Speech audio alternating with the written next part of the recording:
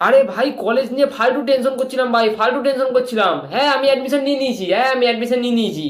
আরে ফালতু টেনশন করছি যে কলেজে গিয়ে কি করব, কি পড়বো, পাস করতে পারবো কিনা, কত নম্বর পেয়েছি, এত কম নম্বর পেয়েছি, ইস গার্লফ্রেন্ড হবে কিনা, সিঙ্গেল থাকবো। আরে অত টেনশন করার কি আছে, অত টেনশন করার কি আছে। শোন আমি একটা কথা বুঝতে পারলাম আজকে, বুঝলি, যে কলেজে আমার থেকে তোর থেকেও নিম্ন শ্রেণীর জীবেরা, মানে সরি মানে ছাত্রছাত্রীরা আসছে, বুঝলি। তারা কত কম পেয়েছে বলতে আমাদের থেকে। আমরা তো তাও 300 পেয়েছি, তারা 200 পেয়েছে, ওরকম পেয়েছে, বুঝলি। তাহলে তারা যদি কলেজ গিয়ে মজা করতে পারে, আমি আমি ভয় পাবো? হ্যাঁ আমি ভয় পাবো কলেজকে? কলেজ যেতে হবে ভাই, কলেজ গেলে ভয় পেলে হবে না ভাই। হ্যাঁ মানছি না হয় আমরা ওই স্কুলে পড়াশোনা করেছি, একটু অ্যাডজাস্ট করতে অসুবিধা হবে, প্রথম প্রথম একটু হবে, অ্যাডজাস্ট করতে হবে ভাই। এটাই তো ভাই জীবনের খেলা ভাই।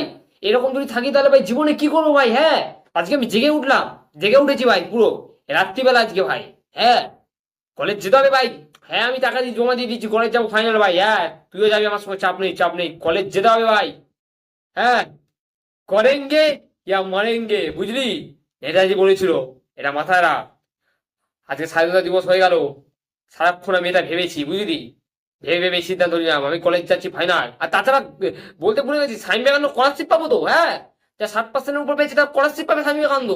আমি 7%-এর উপর পেয়েছি, এত কষ্ট করে পরীক্ষা দিয়ে 7% তুলেছি, আর কলেজ যাবো না, টাকা নেবো না? হ্যাঁ হয় নাকি মা বাড়ি?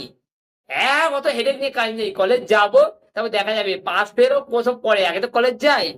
হ্যাঁ ভাই কলেজ যেতে হবে, কলেজ চিল চিল চিল, বহুত চিল চিল, মজা কর মজা কর, কলেজ যাবো। হ্যাঁ কলেজ যাচ্ছে, কলেজে দেখা হচ্ছে, bye bye bye bye bye.